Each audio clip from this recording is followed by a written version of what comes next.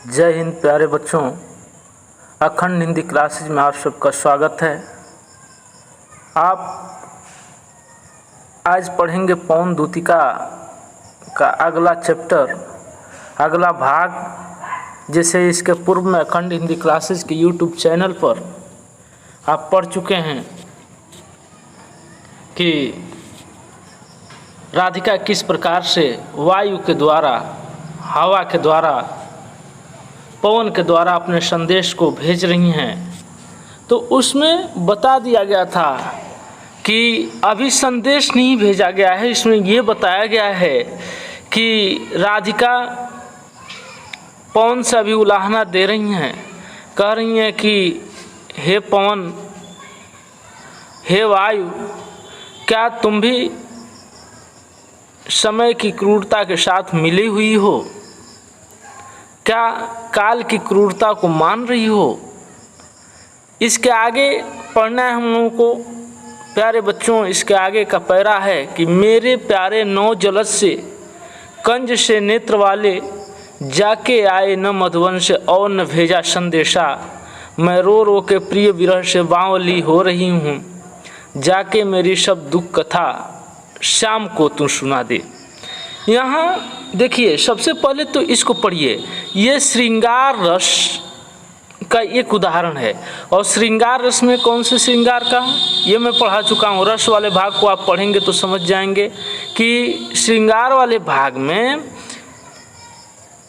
आप वियोग श्रृंगार के उदाहरण के रूप में इसको पढ़ चुके हैं।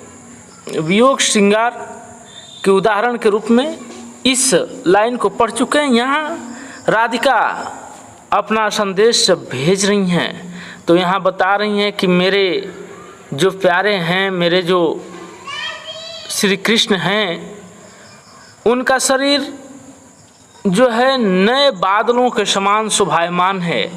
देखिए, नौ यहाँ देख सकते हैं आप। नौ का मतलब है नया, जलद का मतलब है बादल। जलद और जलज में अंतर होता है बच्चों। जलद का मतलब बादल होता है और जलज का मतलब कमल होता है। वहीं देख लीजिए कंज, कंज का मतलब भी कमल होता है, नेत्र जानते ही हैं। मधुवन, मधुवन का मतलब ब्रज का यह वन, अर्थात मधुवन का मतलब है गोकुल।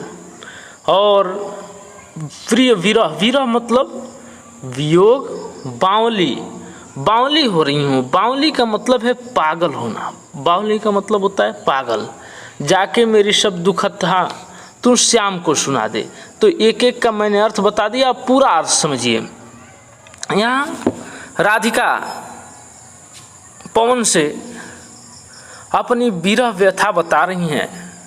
अपनी विरह व्यथा बताते हुए कह रही हैं कि मेरे श्री कृष्ण नए बादलों के समान शोभायमान है और उनका जो नेत्र है वह कमल के समान शोभायमान है। कह रही हैं कि मेरे प्यारे नौ जल से कंज से नेत्र वाले, मेरे जो प्यारे श्री कृष्ण हैं, उनका शरीर नए बादलों के जैसे और उनका नेत्र कमल के समान है, जो मधुवन से तो गए, अर्थात जो वृंदावन छोड़ करके गए, जाने के बाद न वो आए और न ही उन्होंने मेरे लिए कोई संदेशा भेजा।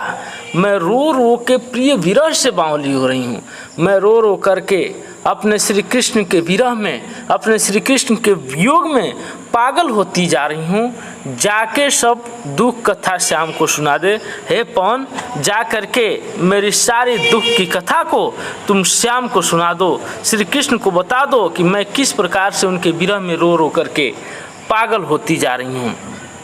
इसके आगे जो पैरा है कि ज्यों ही मेरा भवन तज तू अल्प आगे बढ़ेगी, शोभा वाली सुखद कितनी मंज कुंजे मिलेंगी, प्यारी छाया मृदुल स्वर से मोह लेंगी तुझे वे, तो भी मेरा दुख लख जान विश्राम लेना।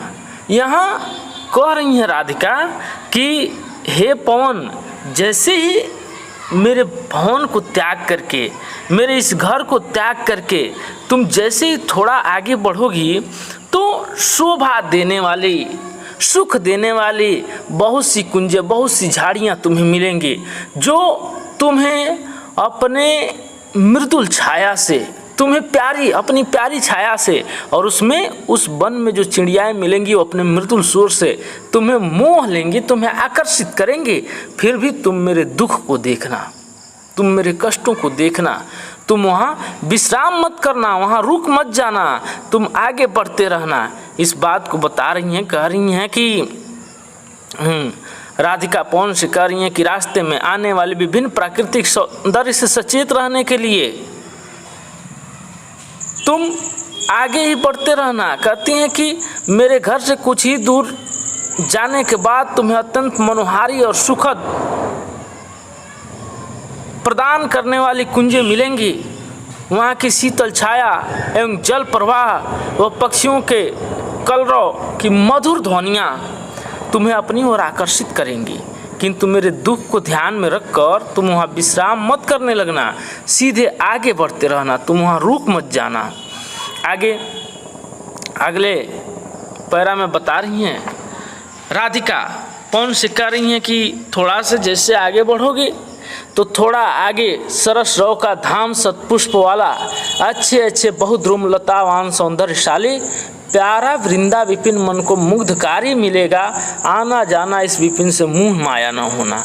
देखिए इसको भी मैं बता दे रहा हूँ कि इसमें जो कठिन शब्द हैं उनके अर्थ में बता दे रहा हूँ। सरस, सरस जानेंगे आप, सरस क्या होता है? सरस का मतलब होता है मधुर। सरस का मतलब क्या होता है? मधुर। रव, रव का मतलब होता है आवाज़, आवाज़। रव का मतलब क्या होगा? आवाज़। और शतपुष्प, शतपुष्प मैं बता दूं, शतपुष्प का मतलब होता है सैकड़ों फूल, और शतपुष्प वाला मतलब सैकड़ों फूल वाला। धाम आप जानते हैं, धाम का मतलब घर होता है, स्थान होता है। अब ये चीज़ जानते हैं। लतावान, लतावान का मतलब होता है कि डालियों से लदी हुई, डालियों से लदे हुए वृक्ष। अच्छा, वृंदा विपिन, वृंदा विपिन का मतलब आप जानेंगे। वृंदा विपिन क्या होता है? वृंदावन। और मुग्धकारी, मुग्धकारी आप जानेंगे कि मुग्धकारी क्या होता है? मुग्धकारी होता है मन को मोह लेने वाला। और मुँह माया, मुँह माना, मुँह माना जानेंगे कि क्या होता है? मुँह माना होता है बच्चों मोहित करने वाला, मोहने वाला। तो अब इसका अर्थ जानिए कि थोड़ा आगे सरसरव का धाम सतपुष्प वाला अच्छे अच्छे बहुद्रुम लतावान सौंदर्यशाली प्यारा वृंदा विपिन मन को मुग्धकारी मिलेगा। आना जाना इस विपिन से मुँह माना न होना। कह रही है राधिका कि मथुरा है दूती पवन, मथुरा जा रही हो तो ये देखना कि तनिक आगे जाने पर तुम्हें मधुर आवाज़ वाला सैकड़ों पुष्पों वाला स्थान मिलेगा। सरस रव वाला अर्थात मधुर आवाज़ वाला और सैकड़ों पुष्प वाला धाम मिलेगा, मतलब जगह मिलेगा, स्थान मिलेगा। वहाँ अच्छे अच्छे बहुत सुंदर सुंदर वृक्ष और लताएं हैं। अत्यंत रमणीय स्थल भी है, अर्थात जो वृंदावन है वह अत्यंत रमणीय स्थल है, मुग्धकारी स्थल तुम्हें मिलेगा, जहाँ तरह तरह के सुंदर वृक्ष और लताएं तुम्हें अपनी ओर आकर्षित करेंगी, तुम्हें अपने तरफ खींचेंगी। किंतु आने जाने के क्रम में तुम इस वन से मोहित होकर वहाँ रुक मत जाना, आगे बढ़ते रहना। आगे कह रही हैं कि जाते जाते पथ में कोई क्लांत कोई दिखावे, जाते जाते अगर पथ में क्लांत कोई दिखावे तो जाके सन्निकट उसकी क्लांतियों को मिटाना, धीरे धीरे परस करके घात उत्ताप खोना, सदगंधों से श्रमित जन को हर्षितों से बनाना। क्लांत का मतलब मैंने बता दिया आप लोगों को बच्चों। क्लांत का मतलब क्या होता है? क्लांत का मतलब होता है थका हारा, सन्निकट मतलब नज़दीक, परस मतलब स्पर्श।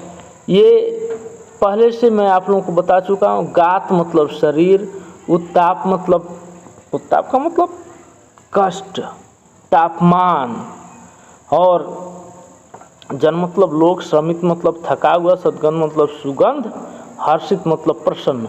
ये चीज़ें मैं बता चुका हूँ, एक बार पुनः बता देता हूँ। क्लांत मतलब थका हारा, पथ मतलब रास्ता, सन्निकट मतलब नज़दीक, क्लांति क्लांत का ही ये रूप है क्लांति। परस मतलब स्पर्श करना, उत्ताप मतलब गर्मी या कष्ट, श्रमित मतलब थके हारे लोग, हर्षित मतलब खुश कर देना, सद्गंध का मतलब होता है सुगंध। और यहाँ जानेंगे कि जाते जाते अगर पथ में क्लांत कोई दिखावे, जाते जाते रास्ते में कोई थका हारा व्यक्ति दिखाई दे तो जाके सन्निकट उसकी क्लांतियों को मिटाना। तो उसके नज़दीक जाकर के उसकी क्लांतियों को, उसके थकान को मिटा देना। जैसे व्यक्ति थका हारा रहता है, जब उसे हवा लगता है तो उसका थकान मिट जाता है। वही चीज़ यहाँ कर रही है कि जाते जाते रास्ते में कोई थका हारा व्यक्ति दिखाई दे तो उसके नज़दीक जा कर के उसकी क्लांतियों को, उसके थकान को मिटा देना। और कर रही है कि धीरे धीरे स्पर्श करके, धीरे धीरे स्पर्श करके, धीरे धीरे स्पर्श करके उसके शरीर के संताप को खत्म करना, उसके शरीर के कष्ट को समाप्त करना, सद्गंधों से श्रमित जन को हर्षितों सा बनाना और अपने सुगंध के द्वारा, अपनी सुगंध बिखेर करके उस थके हारे व्यक्ति को प्रफुल्लित कर देना, खुश कर देना। प्यारे बच्चों, अब पढ़ेंगे आप आगे से 7वें पैरा से कि लज्जाशिला पथिक महिला जो कहीं दृष्टि आए, होने देना विकृत बसना तो न तू सुंदरी को, जो थोड़ी भी श्रमित हो वह गोद में ले शांति खोला, होठों की और कमल मुख की म्लान लाए मिटाना। राधिका पवन से जब संदेश भेज रही हैं तो उसमें ये भी बता रही हैं कि रास्ते की प्रक्रिया क्या है, रास्ते में आपको क्या क्या करना है।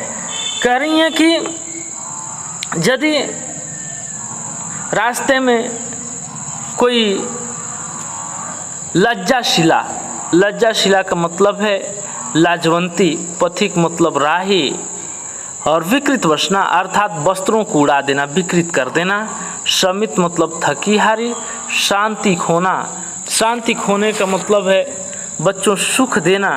और कमल मुख, कमल मुख तो आप लोग जानते हैं, कमल के समान मुख। और म्लान लाएं, म्लान ताएं लिख दिया है, म्लान लाएं यहाँ मतलब है बच्चों, म्लान लाए का मतलब ये है थकान, कष्ट। यहाँ थकान से ही मतलब लिया गया है, कष्ट से मतलब नहीं लिया गया है। यहाँ राधिका कह रही हैं पवन से कि रास्ते में जाते हुए यदि कोई लाजवंती स्त्री दिखाई दे, कोई लाजवंती स्त्री मार्ग में दिखाई दे तो उसके वस्त्रों को मत उड़ा देना। चूँकि पवन का क्या कार्य है, वायु का क्या कार्य है, वायु किसी के भी वस्त्रों को उड़ा देता है। तो वही राधिका समझा रही हैं पवन को कि हे पवन, यदि रास्ते में जाते समय कोई लाजवंती स्त्री दिखाई दे तो उसके वस्त्रों को मत उड़ाना। यदि वह थोड़ी थकी हुई लगे तो उसको अपनी गोद में ले करके उसकी थकान को मिटा देना। जैसे कोई व्यक्ति थका हारा रहता है, उसको गर्मी हुआ रहता है, तो जब हवा उसे लगता है तो उसका थकान कम हो जाता है। तो वही कह रही है राधिका कि यदि वह थकी हारी दिखाई दे तो उसको अपनी गोद में ले लेना और उसकी थकान को मिटा देना। साथ ही साथ उसके होठों और कमल के जैसे दिखने वाले मुख की मलिनता को भी हर लेना, थकान को भी हर लेना। आगे इसी क्रम में राधिका कह रही हैं कि यदि कोई क्लांता, क्लांता मतलब थकी हारी, कृषक ललना, कृषक ललना का मतलब है खेत में काम करने वाली स्त्री। कृषक ललना का क्या मतलब है? खेत में काम करने वाली स्त्री। इसके अतिरिक्त आप देखेंगे क्लांति जानते ही हैं, परस जानते ही हैं, परस मतलब स्पर्श करना, जलद जानते ही हैं, बादल, व्योम मतलब आसमान, छाया जानते ही हैं, तप्त भूतांगना अर्थात गर्मी से व्याकुल स्त्री। अर्थात यहाँ राधिका कह रही हैं पवन से कि यदि मार्ग में तुम्हें कोई खेत में काम करने वाली थकी हुई स्त्री दिखाई दे, खेत में काम करते हुए थकी हारी स्त्री दिखाई दे, तो तुम धीरे धीरे उसके पास पहुंच करके उसको स्पर्श करना और स्पर्श करके अपने स्पर्श के द्वारा उसकी थकान को मिटा देना। साथ ही साथ ये देखना कि कहीं आकाश में कोई व्योम में कोई जलद जा रहा हो, अर्थात आकाश में कोई बादल जा रहा हो, तो उसको उस स्त्री के सामने लेकर के आना और उस बादल की छाया के द्वारा उसको शीतलता प्रदान करना। थकी हारी स्त्री को शीतलता देना, अर्थात उसे आराम पहुंचाना। आज के वीडियो में प्यारे बच्चों इतना ही आप जानेंगे, अर्थात पवन दूतिका का 8वां पैरा तक आप पढ़ लिए हैं और अगले वीडियो के लिए आप इंतज़ार करें। बहुत जल्द अगला वीडियो संपूर्ण पवन दूतिका आपके सामने अखंड हिंदी क्लासेस पर मिल जाएगा। तब तक के लिए हम आपसे विदा लेते हैं। जय हिंद, जय भारत।